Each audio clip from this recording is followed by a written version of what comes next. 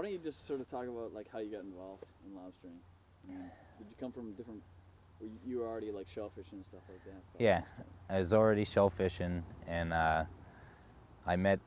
through shellfishing I met this gentleman who was a ex-Coast Guardsman, and he had the opportunity of running Mr. Bergquist's market, Paul Bergquist's market. He had the opportunity of running his boat, the Benjo here, and needed a mate. And through shellfishing, seeing him bull raking, and I also happened to know Paul and stuff through over the years. He asked me to work for him. In my first year, I don't know, yeah, I worked for Kevin Bott. He was a good guy, hard worker. I learned a lot. I learned a wicked lot from him. He knew more about the sea than anyone I've ever met. And when you say you knew about the sea, you mean like how to navigate around and like the ocean bottom and yeah, he knew the tides very well. He knew he could look at storm fronts coming in really well and tell which way they're going, and he knew which way the wind was going to break from another direction. I mean, without even having to listen to the VHF or anything. This guy was he just had a touch for it. He was really good. And you know, I learned a lot through him. My first year I had more experience running a vessel actually than I ever have had. Just here and there, you know, we'd take turns going steaming offshore at the time. I think the boat was doing maybe 10 knots, 11 knots at the most, and it'd take us probably about 2 hours some days to get to some of the places if we were head tide. And so I learned a lot about reading this big old North Star Loran and how to do that and how to navigate and use the compass with it. And what else? I don't know. I learned how to read the bottom on a paper sounder, as opposed to these days everyone's got color depth sounder and stuff. But now it's, you know, now it's nice to have both, I suppose. Ben has a color one, right? Yeah. Ben has. There's still a paper one on there too, which we use in the beginning of the season also. It just defines the bottom in a different way. I find that. Explain what the different pieces of equipment does on Ben's boat. Well, I suppose we could start with the engine, which obviously powers the drivetrain that spins the shaft for the propeller, the wheel, and stuff. And off the engine, you run PTO units, hydraulic units, which run the steering, which has a ram in the back for the rudder. It also runs, obviously, the hydraulic haulers. In Ben's case, with the Benjo, there's also PTO. There's also hydraulic pressure washer, and that you know, also runs off the engine, of course, and how the idle of the RPMs are and stuff like that. Let's see. There's the hauler, stainless steel, brass plate, 12-inch disc. The hauler, that's basically the most important thing, I would imagine, because without the hauler, you know, we're going to be hand hauling, and like they must have done in the old days. And you want to keep the belts tight on that. You always want to make sure the filters and everything, all the reservoir levels are full.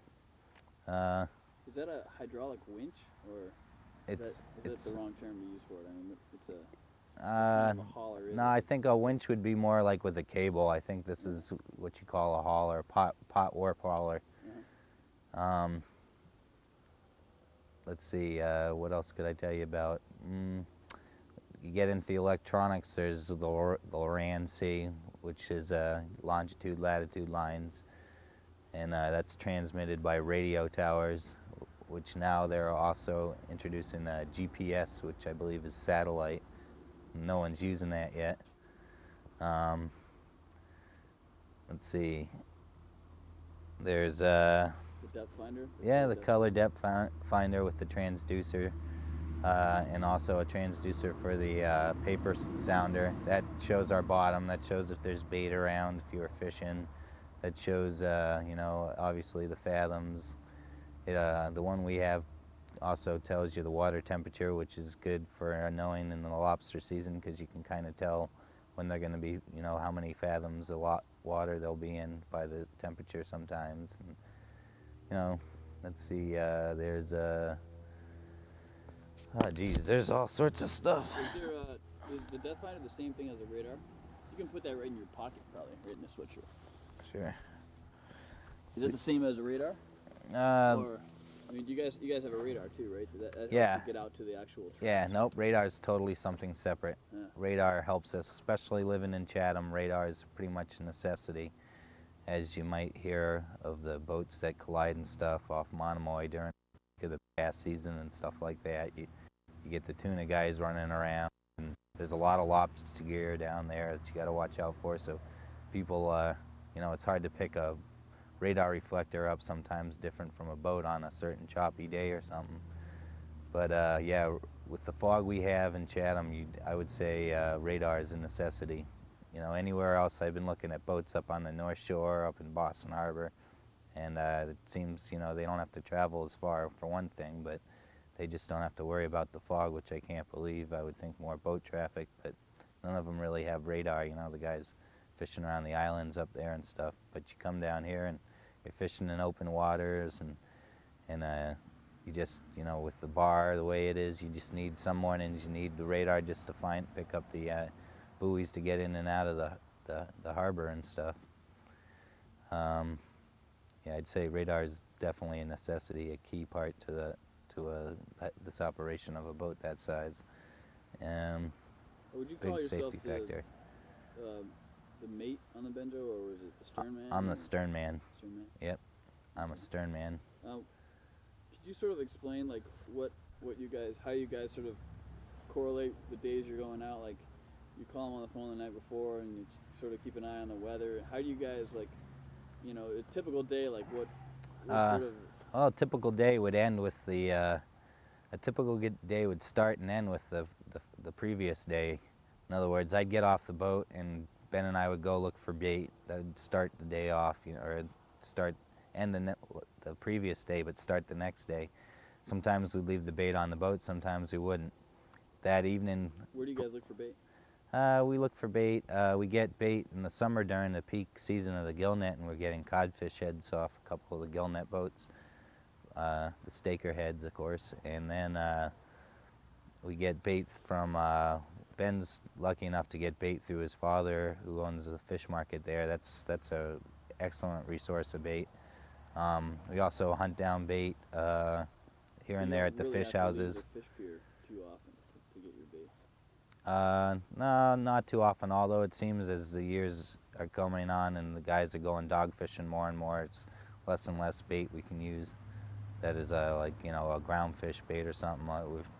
We end up traveling a lot sometimes down to Sandwich to the canal, and there's a bait supply warehouse down there that we can buy racks of frozen bait from. Usually is redfish, or sometimes we'll get pogies, or sometimes we'll get herring, I believe. But for the most part, it's redfish. So we go at the beginning of the end of the following day. We load the bait up. We listen to the radio on the way in. That'll tell us about the weather, as far as the weather. In the summer, generally, you can get out pretty much any day. You know, as long as it's usually, if it's going to blow in the summer, if the wind's going to be hard, it's going to be from the southwest. It's going to be maybe 20 to 30. Excuse me. It's going to be, that's a hard day, probably. You can beat out a day right along the outside of the beach here, out in the front by the sea can. You can beat out a day up off Nauset if you had to. You could even beat out a day down towards Monomoy, but I wouldn't go too far south, like out to the broken part of Pollock Rip or something. On a southwest day like that, that'd be too much. So we listen to the radio. We decide then and there. Load up the bait for how many pots is on the schedule of hauling. We go on a 3 to 4 night soak. In other words, every 3 to 4 days we haul that trap, individual trap. Strings of 15 in a trawl, 15 traps. On the ends of each trap or each string, there's anchor pots. They weigh a little more. We usually either fill them with concrete or extra bricks. And let's see. How many traps would you guys lay off of yourselves on a typical day? excuse me. Couple hundred. We'd probably haul anywhere from 160 to 210, 220 on a average day. Depending on the weather and stuff. If we were really getting them, maybe we'd haul a few more, or if we haven't been out in a while, we might want to haul a few more. But when we are in our routine and everything's going steady and the weather's cooperating, we're probably hauling an average of 180 to 200 pots a day. The day probably consists of getting up about 4:15 for me, 4:20, going in, making breakfast. I eat before I go to work. Sometimes I'll make my lunch in the morning. I usually make my lunch in the previous evenings before I pass out. Go out, start my truck, let it warm up, come back in, have my breakfast, go around, kiss all my girls. I got 2 daughters and my wife. Head to work, make sure I got my oil gear with me, make sure I got my lunch with me. If there was anything I was supposed to bring for the day, bleach or anything like that, make sure I remembered something like that. Get down there.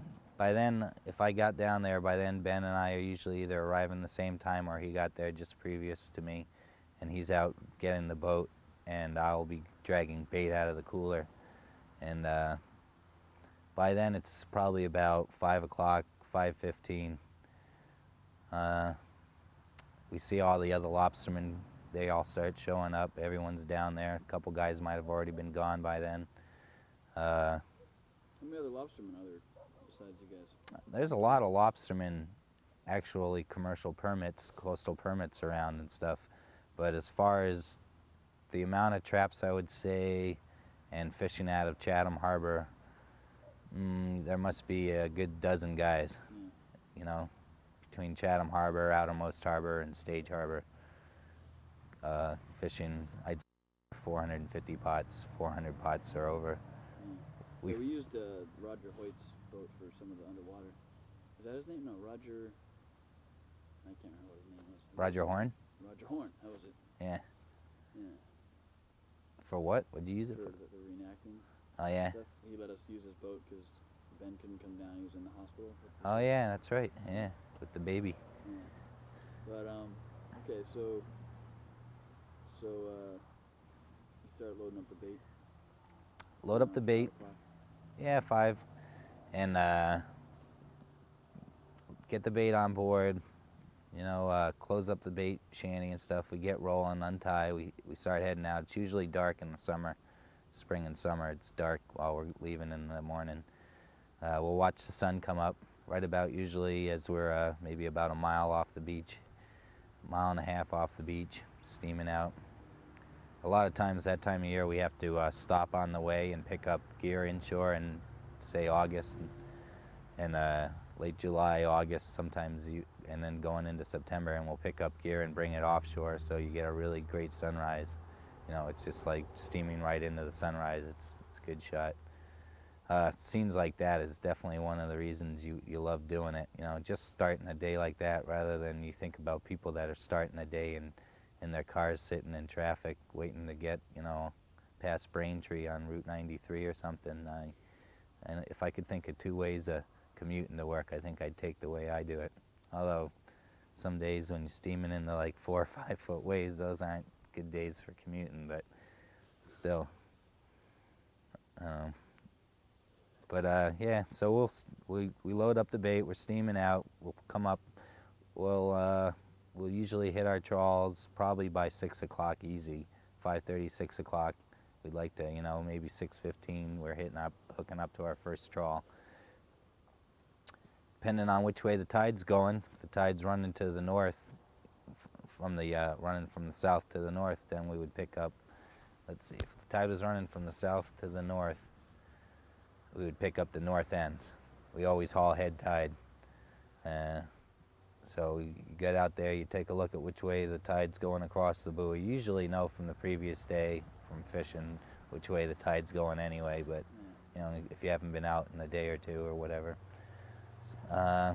Pick up your first buoy, say your north end, haul head tied into it, 15 pots. First pot comes up's the anchor pot. I'll take that pot, Ben will land it, I'll square it around to the rail and open the pot. I clean out the lobsters, clean out the crabs, take the bait bag out, restuff the bait bag, close the door, take the pot, turn it around like this as you saw when you're on the boat, run it down the rail and set it over in the opposite corner. Then going back, run the line all the way around, down the port side, along the stern, and then up the starboard side. And then come up to your next pot and, do that all 15 pots all in order. And you want to make sure the line's all in neat shape, otherwise you're going to have a problem when you're setting the gear out. We do approximately, I don't know, anywhere from, I'd say 12 to 16, 18 trawls a day. Do that 15 pot, which is what I call a trawl, that many times a day. Steam home, wash down the boat, get everything organized for the previous day, think about what we need, if we need bands, if we need gloves, if we need bleach, if we need to do any oil change or work or anything like that. We're both talking that over constantly. If it's a long steam, it's usually a pretty quiet ride. If I get a chance, some days I'll just go and lie down in the bunk. Nothing beats sleeping in a bunk on the water. Yeah. It's really pacifying. Sometimes I'll go up on the bow, sit there, have my lunch. If it's a nice sunny day, it's not too bumpy. Some days I'll just sit there and say nothing, and we'll just watch the waves go by, Let's see. So then you start getting your bait for the next day. Yep, then the whole day starts over again. We go home, sell the lobsters, carry them into the market, which is very convenient because, once again, the market's right there by the fish pier. That's a very convenient thing.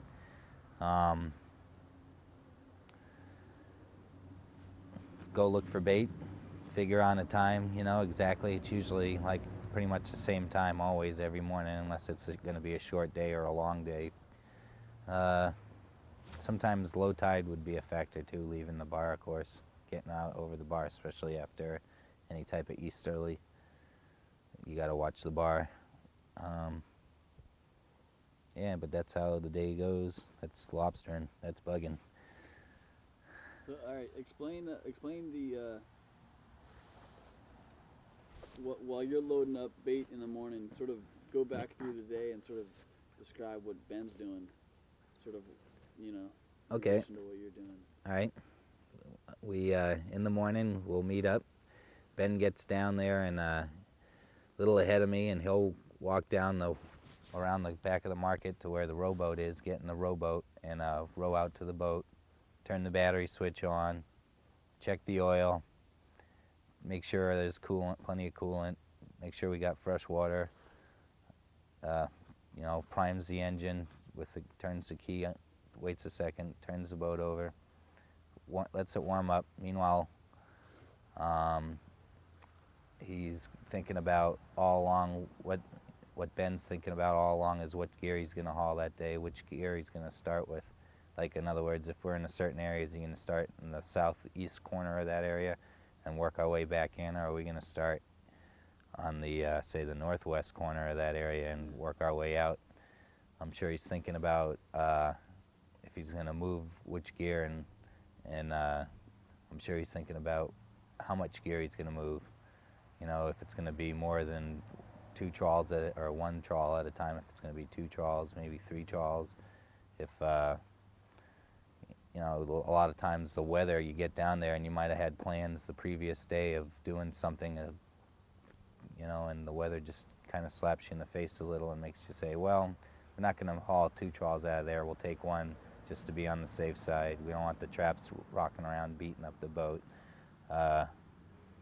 That way we'll just get the next one on the next nice day. It'll be on a little longer soak, but it'll be there, You generally try and be ahead of the lobsters. You don't want to wait until the lobsters are there to move the gear there. So what else? Ben would probably be, after thinking about what he's going to do, he gets his book, looks up the Loran C numbers. Like I said, by then I'm sure he's picked out where he's gonna start. Brings the boat, goes up to the bow, takes the hawser off the bow of the boat, releases it, make sure the pram's all right and stuff. Comes in it. By then I'm standing there with the bait. We load the bait on, and Ben now is thinking about getting through the harbor during the darkness, and then getting outside if it's going to be a foggy day. If it, what's it going to be like? What's the traffic going to be like outside? He's thinking. Is the spotlight going to work? And if it works, even then, are we going to find those cans? No, he does very well doing that. Let's see. When we get out to the gear, Ben's thinking about which way the tide's running. Like I said, we want to haul head tide, so if it's running to the north, we're going to pick up our north end. We hook up the north end. Ben steams the boat up along the north end high flyer, we used to put high flyers on, but north end stick and trailer buoy. We pick that up. Ben takes the line, puts it over the davit block, down around and into the hauler, brings the end line on. If it's got a little overgrown with posies or something, he'll run it down with a bait bag, old used bait bag. Let's see. First pot comes up, anchor pot. He lands the pot up on the rail, gets the hauler, puts it in neutral, gets ready, make sure the ground line's going straight out, make sure he doesn't want to be over top of the ground line, and puts the hauler back on. Meanwhile, I'm about doing my business back aft, cleaning the pot out and getting the lobsters out. He'll, when he's got a chance, if the tide's not running too hard, he's banding lobsters. Ben's thinking all along what he's going to be doing on the next trawl. He's thinking, does that trawl need any work? Was that a trawl that needed a splice or two? Was that a pot that needed a little lath work or some mesh work or something like that? All along, he's also hauling the boat into the tide, and usually trying to keep it from a beam sea, and so we don't get caught in the wind sideways, broadsides. Ben's day consists of doing that pretty much. It's very repetitious, much like mine. There's a lot of thinking involved. It could be really stressful. You got to think about what the other guys are doing too, and you got to try and think, to yourself, am I in the right fathoms right now and stuff? And if these guys are staying around, maybe I should too, or should I go offshore? Usually you want to stick to your guns. It's your plan. Everyone fishes their own way, and I've worked for a handful of guys, and none of these guys fish the same. And you basically want to stick to your guns and stuff like that. Ben's thinking, by then he's thinking about going home and seeing his family, much like me, at the end of the day. And I don't know, maybe the first cold beer and kicking back, and usually getting home to a pile of bills this thick. No. That's normally what I'm thinking while I'm shooting you. But, Yeah. What do you? One of the things that we have most coverage of video-wise is that process of you sort of bringing that chop around the stern, Yeah. and like over and over and over again. What's normally going through your head while you're doing that? Are you just sort of focused on the actual physical activity of it, or are you sort of thinking about the next trap that's coming up, or the next line that you're going to? Or Yeah, I'm thinking all along. I'm thinking what I have to do. I'm thinking in my head, is there a pile of lobsters back there I got to keep banding? Do I got to cover them with burlaps to keep them from snapping each other's, calling each other? I'm thinking, how much bait do I have? Am I going to have enough bait? Should I be baiting heavy, or should I be baiting light? Am I going to have enough bait to get through the day? Should I save all of the bait I could possibly save? Let's see. On a rough day, I'm thinking, how can I conserve my energy every time I go around this rail? I want to time the waves.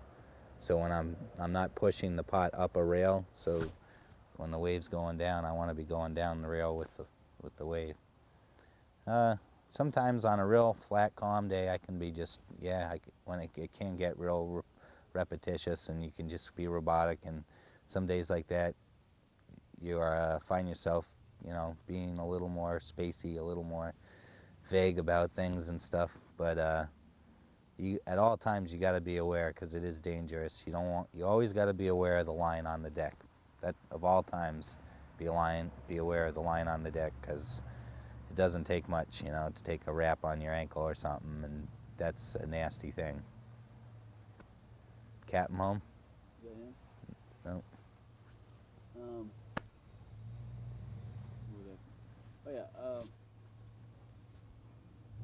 Could you describe like all the different types of things that you guys get in your traps? Things that you keep and things that you don't. Well, we keep the lobsters. We get of the lobsters. We get different sizes run in different runs. We'll get runs of shorts. We'll get runs of chicks and quarters. We'll get runs of 1.5 pounds and up. Soft shells, hard shells, eggers, brown eggers, green eggers. We'll get Who's that? Gina. Hey, Gina. Oh. Good. How are you? It? I don't know. It's a big ass fish you got. Okay, go ahead. We get in the fall and spring we get codfish, market and scrod size. We get sea bass. We get ling. We get perch. We get what are some other fish? Sculpins. We get a raven fish, I call it. I'm not sure if that's the actual name of it, but we get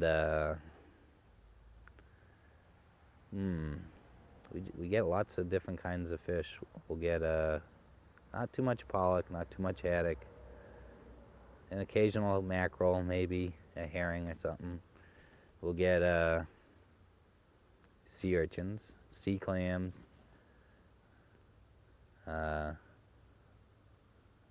mussels, moon snails, all sorts of snails, hermit crabs, sand crabs, sand dollars, rock crabs.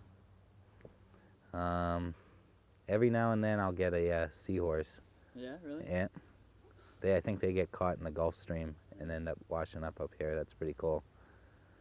We'll get, what else do we get in the pots? I've seen all sorts of stuff. I got a full Budweiser once way offshore.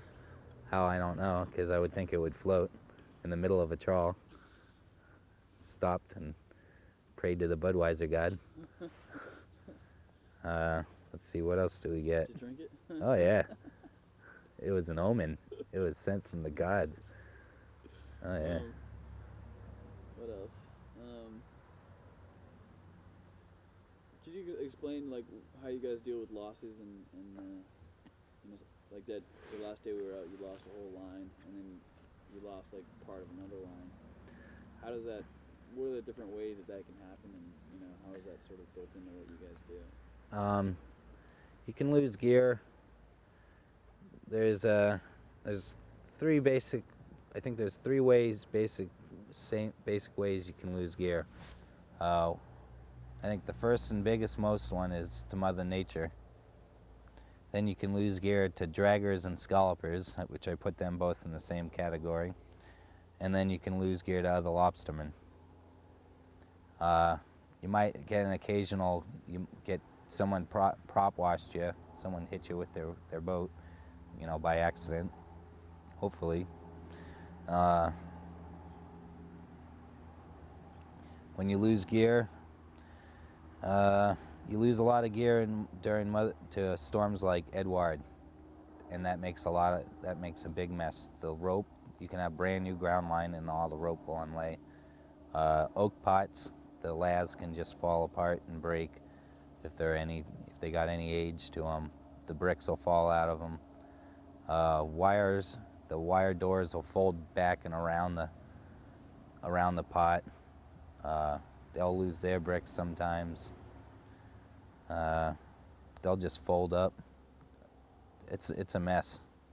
It usually, sometimes it comes back where you can't use the gear anymore, the ground line or the pot. That's it. You bring it home and it's garbage. You try and patch up what you got after a storm like that. It took us, I think, about a week and a half, 2 weeks of very frustrating days patching up the gear. A lot of splicing, a lot of adding in new ground line, new polypropylene. A lot of trap rebuilding, a lot of new laths, a lot of nails, throwing in a lot of bricks, repairing the doors on the pots. The loss can be very devastating. In one instance, I can remember the government actually coming in and taking care of all of us and giving us all some money to help us get through the winter and stuff, because the losses that occurred with the Lobsterman and stuff. The biggest loss, of course, is to the owners of the business. It's just, I couldn't tell you because I'm not Ben, but to lose a trawl or a trawl and a half is a hard thing. I would find that very frustrating, and I can understand when he feels that way. It just adds to the stress of the business. And there's not a lot of stress that's not overcome in lobstering, but it's like any business, it's your investment, and it's work either way, be it with your back or be it with your mind, with a pencil or a pen or whatever. It's a loss in a business like that can be devastating sometimes. So, I don't know. What sort of a relationship do you and Ben have? Do you guys know each other before you started working? Or? Oh yeah, I knew Ben. You guys work together? You work together pretty well? Oh yeah, yep, definitely.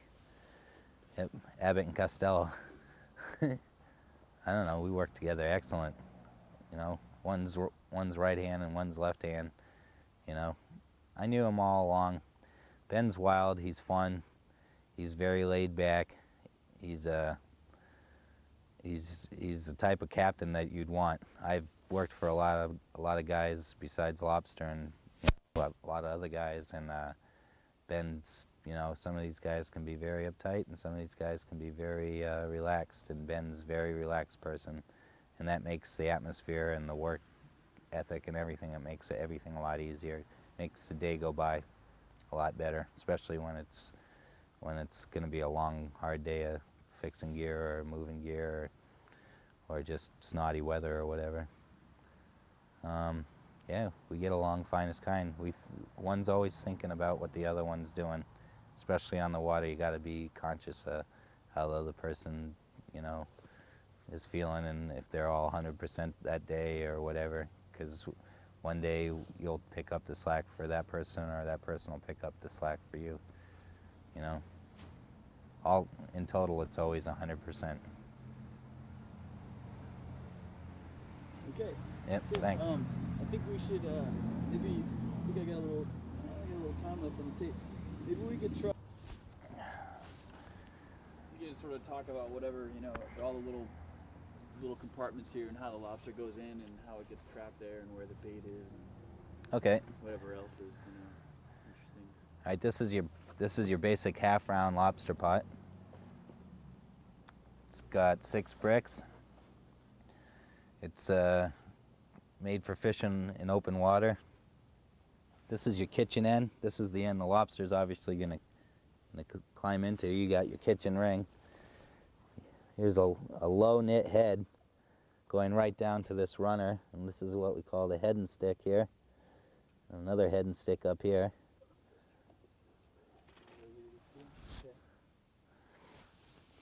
This is your parlor end. We use bait bags, so we would have our bait bag rung through one of these meshes up here, wrapped around this door, this hinge on this door, and the bait would be hanging down here. So if the pot was on the bottom, this would be the bottom, obviously, our runners and our bricks keeping it on the bottom. The lobster would come in, see the bait, climb up into this parlor end, and eventually work its way back its way into the parlor end, at which point it's usually caught and doesn't make any effort or to retrieve and to get out. I'm not really sure if it's because the animal has the brain size of a blade of grass, or it's just in there because it's so comfortable. I know lobsters, I'm told, like dark crevices and like to hide in little caves and stuff. So I think that could represent something like that, resemble it. Here's your bait peg. In some instances, we'll stick the codfish right on this bait peg right here.